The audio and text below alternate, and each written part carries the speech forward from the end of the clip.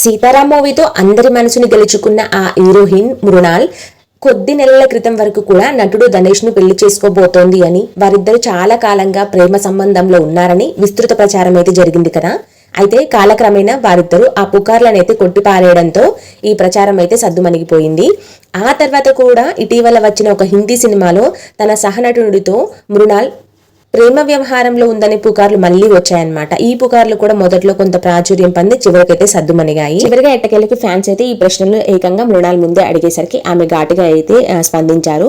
తను ఏం చెప్పిందంటే తన నటనా వృత్తిలో చాలా బిజీగా ఉన్నానని, తనకి ప్రస్తుతానికి రిలేషన్షిప్స్ పెట్టుకునేంత టైము, అలాగే పెళ్లి చేసుకునేంత టైం కూడా లేదని ఆ నటిని అయితే చెప్పింది. ఆమె అంతేకాదంటే ఇంకొక ఇంట్రెస్టింగ్ న్యూస్ కూడా చెప్పింది. ఏంటంటే ఇటీవలే ఆమెకి లిగమెంట్ అనేది చిరిగిందంట.